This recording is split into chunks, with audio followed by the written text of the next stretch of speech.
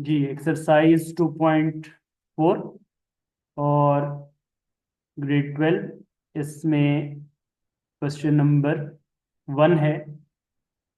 Use properties of continuous function to test the continuity. हमने function की continuity को test करना है कि फंक्शन कॉन्टिन्यूस है या नहीं है। एंड डिसकॉन्टिन्यूटी डिसकॉन्टिन्यूटी भी जो है वो हमने चेक करनी है। वैसे बेसिक कॉन्टिन्यूस और डिसकॉन्टिन्यूस का अभी हमने कॉन्सेप्ट जो है वो डिस्कस किया कि लेट्स सपोज आपके पास कोई भी एक ग्राफ बना हुआ है, ठीक है। ये एक लाइन है, ये यूं जा रही है लेट्स सपोज, और फिर उसके बाद बीच में यूं जा रही है, बीच में पोर्शन ये वाला ब्लैंक आ रहा है कि यहाँ पर आपके पास फंक्शन जो है वो ब्रेक हो रहा है। तो इसका मतलब होता है कि आपके पास ग्राफ के अंदर जो है वो डिसकॉन्टिन्यूटी आ रही है, ठीक है। ग्राफ स्मूथ नहीं है। ये आपके पास बेसिकली क्या होती है, डिसकॉन्टिन्यूटी होती है कि बीच में ग्राफ जो है वो ब्रेक हुआ हुआ है, टूटा हुआ है। सही है। तो आपके पास कोई भी फंक्शन है, उसकी कॉन्टिन्यूटी या डिसकॉन्टिन्यूटी को मैथमेटिकली चेक करने के लिए वो तीन कंडीशंस हम चेक करेंगे कि वो तीन कंडीशंस जो है वो सेटिस्फाई हो रही हैं या नहीं। तो अब हमारे पास जो फर्स्ट पार्ट है, टेस्ट द कॉन्टिन्यूटी। अब यहाँ पे हमें कोई नंबर नहीं बताया गया कि एक्स की वैल्यू 7 पे या एक्स की वैल्यू 10 पे या एक्स की वैल्यू 2 पर, किस नंबर पर हमने उसकी कॉन्टिन्यूटी चेक करनी है। तो यहाँ पर हम फॉर ऑल रियल नंबर्स देखेंगे कि फॉर ऑल रियल नंबर्स आपके पास ये कॉन्टिन्यूस होगा या नहीं होगा। तो अगर हम देखें कि f of x is equal to 2x-3 जो आ रहा है, तो यहाँ पर आप एक्स की जगह कोई भी नंबर पुट करें तो आंसर हमेशा आपके पास डिफाइंड आएगा, ठीक है।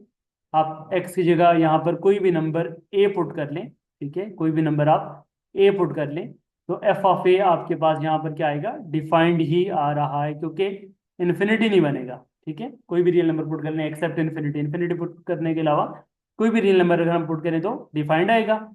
इसी तरीके से इसमें आप जब लिमिट्स अप्लाई करेंगे तो इसमें चाहे आप लेफ्ट हैंड लिमिट अप्लाई कर रहे हैं फंक्शन के ऊपर, ठीक है, चाहे आप ओरिजिनल लिमिट अप्लाई कर रहे हैं इस फंक्शन पे, और चाहे आप राइट हैंड लिमिट अप्लाई कर रहे हैं, तीनों लिमिट्स अगर आप इस पे अप्लाई करें तो फंक्शन का आंसर सेम आएगा। लेफ्ट हैंड लिमिट आप चाहे सॉल्व कर रहे हैं, ओरिजिनल लिमिट सॉल्व कर रहे हैं या राइट हैंड लिमिट सॉल्व कर रहे हैं, तीनों का आंसर इक्वल आएगा। किस तरह से, अगर हम एक्स अप्रोचेस टू ए पुट करें तो फंक्शन हमारे पास क्या है, फंक्शन हमारे पास आ रहा है 2x-3 आ रहा है, ठीक है।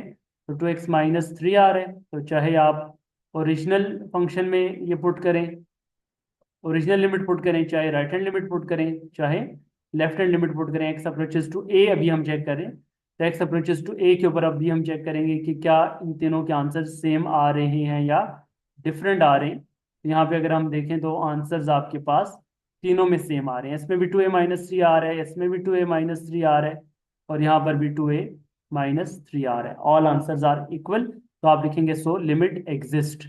लिमिट क्या कर रही है, एग्जिस्ट हो रही है। तो दूसरी कंडीशन हमारे पास ये थी कि लिमिट एग्जिस्ट करनी चाहिए। और तीसरी कंडीशन अगर हम देखें तो हमारे पास एक्स अप्रोचेस टू ए का answer on F of x और एफ ऑफ ए का आंसर, ये दोनों भी इक्वल ही आ रहे हैं। एफ ऑफ ए का आंसर क्या आया था ऊपर पहले स्टेप में, एफ ऑफ ए का आंसर आया था 2a-3। और इसी तरीके से limit x approaches to a f of x मतलब ओरिजिनल लिमिट, तो ओरिजिनल लिमिट का आंसर भी हमारे पास क्या आया है, 2a-3 ही आया है। तो जब तीनों कंडीशन सेटिस्फाई हो रही हैं, सो we can say so function is continuous at so function is continuous, ठीक है, at x equal to a, और ए कोई भी रियल नंबर है, और आप लिखेंगे फॉर ऑल रियल नंबर्स। सारे रियल नंबर्स के लिए फंक्शन आपके पास क्या आ रहा है, कॉन्टिन्यूस आ रहा है, कहीं भी डिसकॉन्टिन्यूटी नहीं आएगी। तो ये हमारा फर्स्ट पार्ट हो गया। जी सेकंड पार्ट में हमारे पास जो फंक्शन है 2/x-5 है। तो इसमें अगर हम देखें कि आपके पास फंक्शन अनडिफाइंड तो नहीं हो रहा। फंक्शन अनडिफाइंड कब होता है, जब डिनोमिनेटर में जीरो आ जाए। तो एनीथिंग अपॉन जीरो क्या होता है, अनडिफाइंड। तो अगर फंक्शन अनडिफाइंड है तो वो कॉन्टिन्यूस कभी भी नहीं हो सकता, ठीक है। अगर फंक्शन अनडिफाइंड है तो वो कॉन्टिन्यूस नहीं हो सकता। तो अब यहाँ पर हमारे पास डिनोमिनेटर में हम चेक करें कि क्या एक्स की कोई ऐसी वैल्यू है जो पुट करने से डिनोमिनेटर में जीरो हो जाए। अगर डिनोमिनेटर में जीरो हो गया तो this mean anything upon zero बन जाएगा, तो वो अनडिफाइंड होगा। तो यहाँ पर हमें नजर आ रहा है कि अगर हम x की जगह पे 5 पुट कर लें, ठीक है, x की जगह पे 5 पुट कर लें, तो ये बन जाएगा 2/5 माइनस 5, 2/0 मीन अनडिफाइंड। तो पहली कंडीशन ही सेटिस्फाई नहीं हो रही। तो अगर फंक्शन आपके पास डिफाइंड ही नहीं है, तो आप क्या बोलेंगे कि as function is not defined, so function is discontinuous. तो फंक्शन इसका मतलब क्या है कि डिसकंटिन्यूअस है at x is equal to 5। x equal to 5 पर ये फंक्शन क्या आ जाएगा, डिसकंटिन्यूअस होगा। तो फिर हम अगर फंक्शन पहली ही कंडीशन में डिसकंटिन्यूअस हो जाए, तो फिर कंडीशन नंबर 2 और कंडीशन नंबर 3 की तरफ जाने की जरूरत ही नहीं है। तो वहां पर ही हम उसको स्टॉप कर देंगे कि फंक्शन इज डिसकंटिन्यूअस। इसी तरीके से जो हमारे पास पार्ट नंबर 3 गिवन है, उसमें भी आपके पास जो फंक्शन आ रहा है x-5 into x minus 3 into x plus 2 आ रहा है।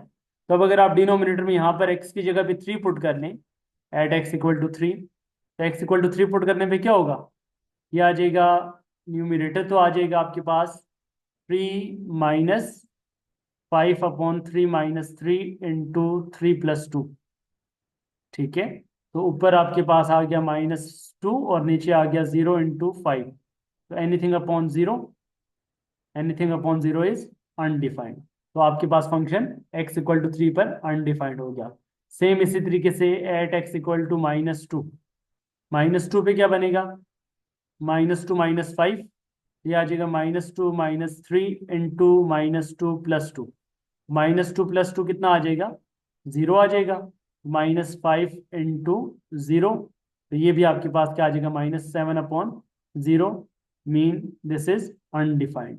तो so we can say function is discontinuous at, तो function is discontinuous at, function जो है वो डिसकंटिन्यूअस है at x equal to 3 and x equal to -2। तो जब पहली कंडीशन ही सेटिस्फाई नहीं हो रही, तो फिर आगे limit, left hand limit, right hand limit और ओरिजिनल लिमिट, वो चीज़ चेक करने की जरूरत ही नहीं है। So this mean function is discontinuous.